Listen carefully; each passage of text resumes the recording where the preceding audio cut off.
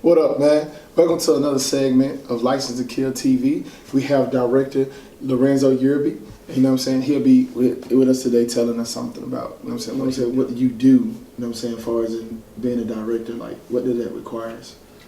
Well, being a director, you have to know every aspect of filmmaking, from the acting, from behind the camera, what your cameraman's doing, what the sound person is doing, set design, just every aspect. I think a lot of people think with directors, it's just the person hollering out orders and telling people what to do, but in order to give people orders, you have to know exactly what they do and have some experience in each, department in filmmaking.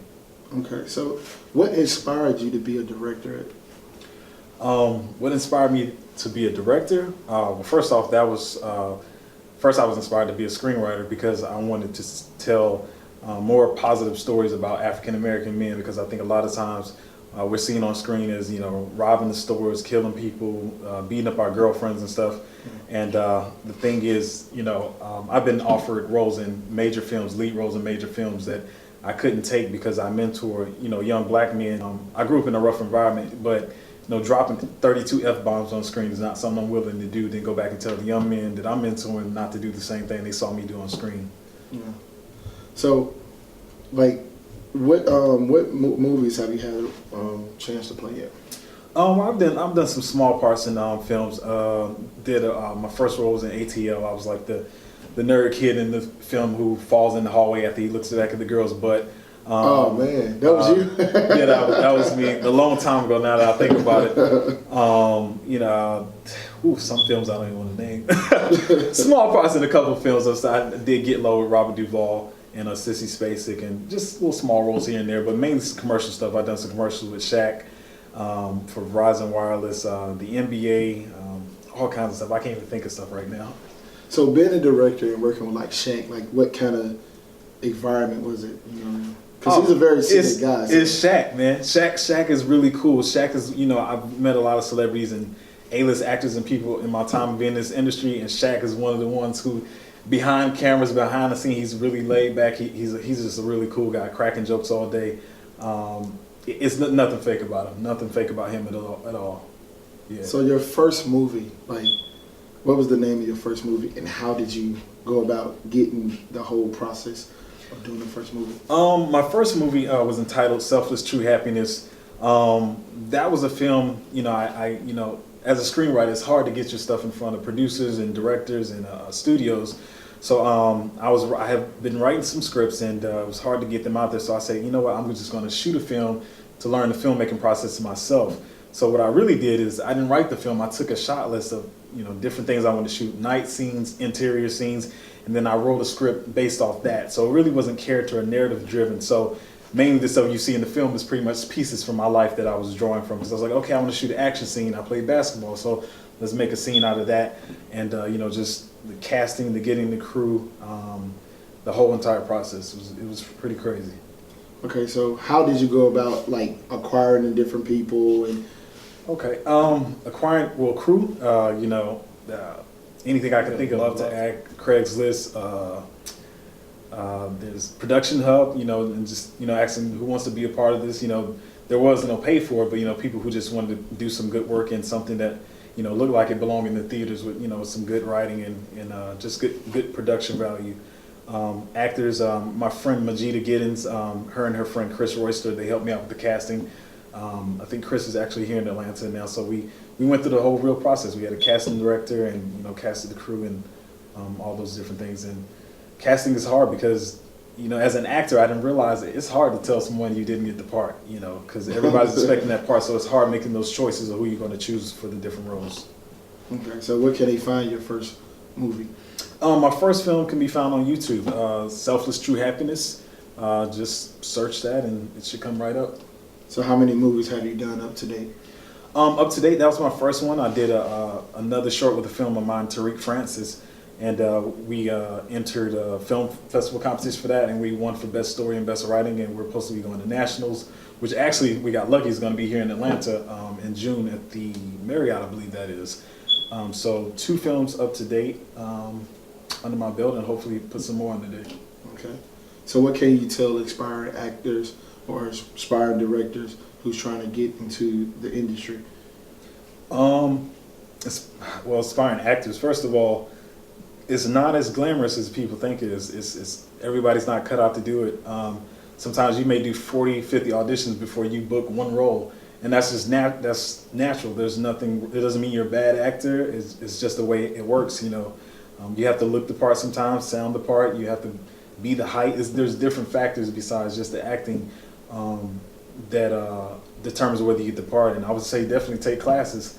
You know, get some training on your belt. As far as directors, learn every aspect of it. And you know, if you want to be a director, you got to understand cinematography and what your director of photography is doing. So you have to learn photography first. A lot of people think, you know, I got a 4K camera, I got a 5D Mark III or a Red Cam, so I can shoot a movie. But you have to learn how to use that camera, and photography is the place to start when you want to do video. As far as learning that stuff.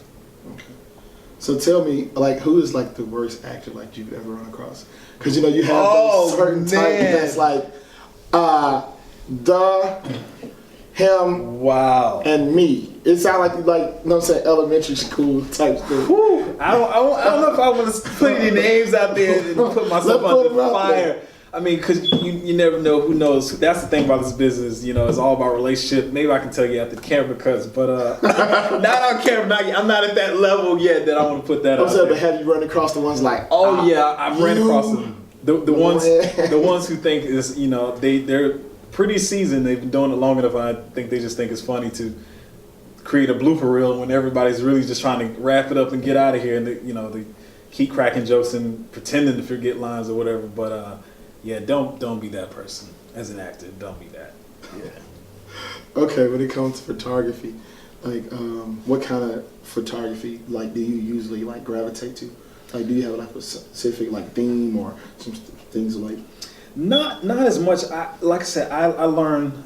I want to say the basics, maybe intermediate photography in order to learn video and stuff. But I'm still actually learning photography myself. But fashion stuff. I like wildlife, so stuff like that, because you think about dynamic range and oh man, I'm gonna go off on the tangent if I answer that question, but model stuff, fashion photography, wildlife, stuff like that. Yeah. Okay, so have you ever done shot girls in a nude scene? No, never done. I said why? Because my mother, I feel like my mother would just appear out of nowhere and nah. Never that. So no one have ever approached you to do something? Oh, they actually have, male and female, but it's not something I'm really comfortable with doing. Not really. Nah. Okay. So, you know what I'm saying? So what do you see yourself in the next 5 years? You know what I'm saying, with doing what you're doing now? The next 5 years, I plan on hopefully at least having 3 theatrical releases of films that I wrote and or directed. And like I tell my friends all the time, you have to set goals. It doesn't mean you're going to meet them. I always look at goals as like target practice. You're always trying to hit the bullseye. It doesn't mean you're going to hit it every time, but you have to set that goal to give yourself somewhere to reach. And I really see myself winning an Oscar in the next 10 years. That's my goal, and also not just a goal that's throwing it out there as a dream. I really believe that I can win an Oscar in the next decade. That's my goal. Okay, so what type of films and things you're working on now? Things I'm working on now. I write a lot of dramas and dramedies. I'm working on writing a concept for a studio right now. I haven't booked the assignment, but trying to flush out that idea right now. I don't know if they would even appreciate me mentioning that. But mainly some dramedies and stuff. And I have one feature that I won some awards for that I'm trying to write, titled Sugar Daddies, and it's not what it sounds like though. I thought about it every time I say that. I have to say it's not what it sounds like. But yeah, I have that one, and a number. Tip the Scales is another one. It's a musical drama that I'm trying to write about orphans who were street singers.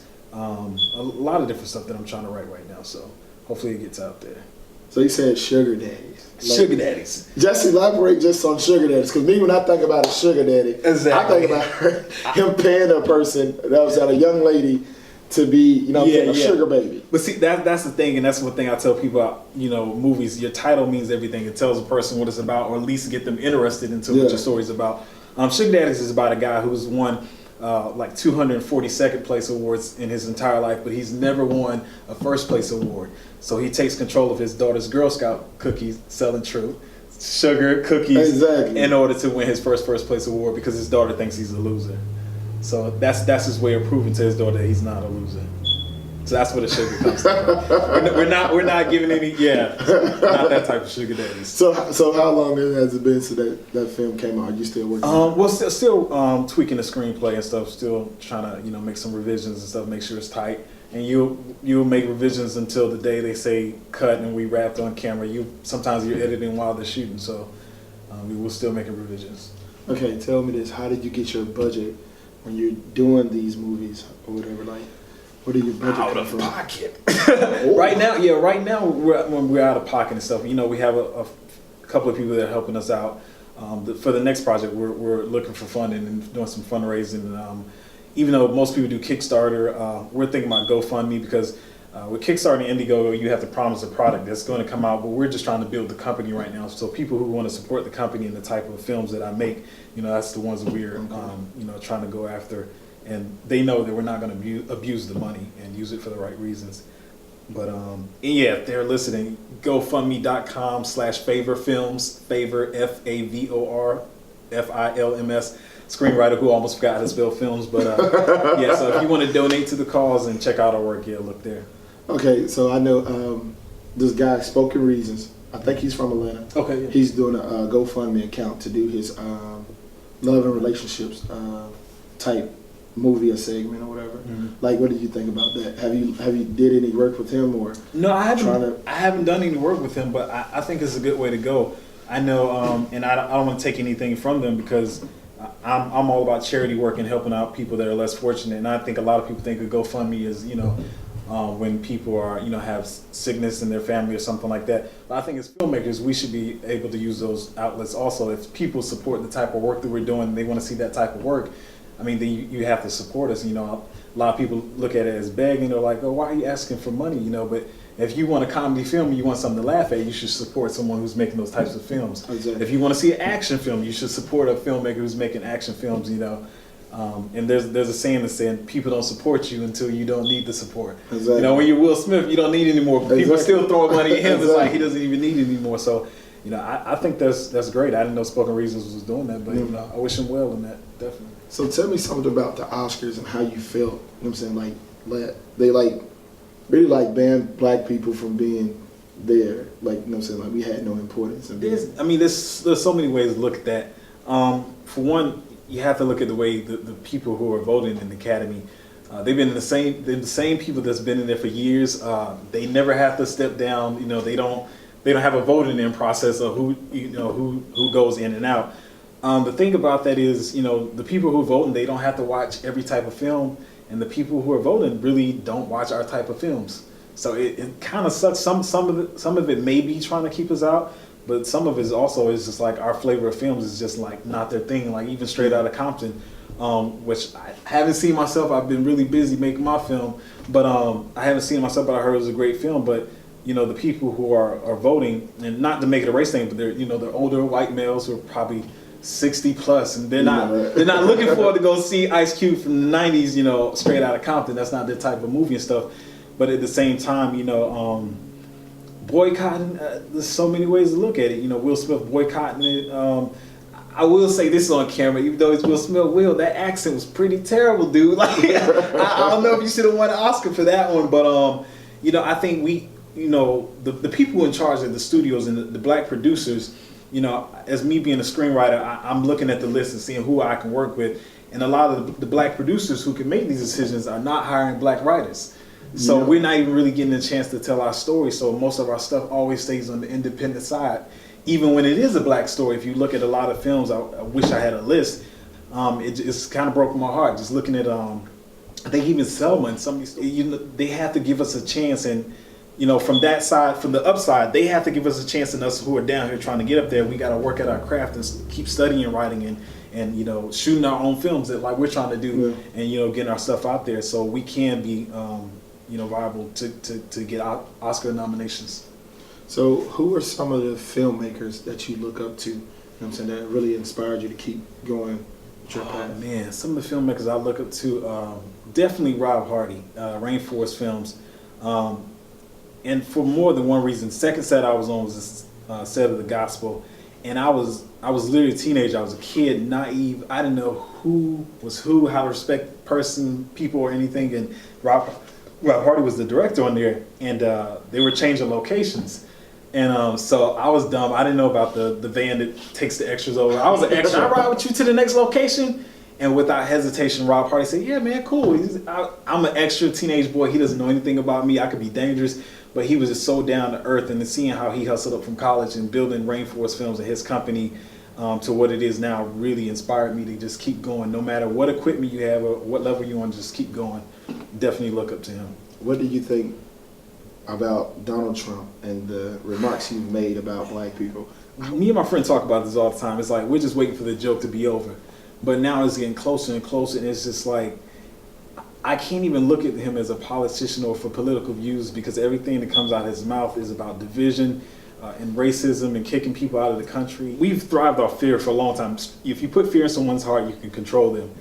And from fear of black people, fear of Mexicans, even fear of Muslims, I'm a diehard Christian, straight up, and I can say that all Muslims are not killers. They're not blowing people up. They're not all evil. And Donald Trump is just, he's really winning off of division for the people who are afraid of what they don't know. When you're fighting people from another neighborhood, the only reason why you're fighting those people is why? Because you don't know them. Exactly. Because of fear. You don't know what they're capable of. You're not going to fight your next door neighbor because that's my boy. We live on the same block. We live on the same street. You know the stuff we say. And we only fight those people who we know nothing about. Yeah. And like you said earlier, people walk into you and say you're black, so you're automatically a thug. You're automatically uneducated. You probably can't even read. You walk up to a white man, he's probably rich. Not necessarily. He's not. That doesn't mean he's rich. He's educated.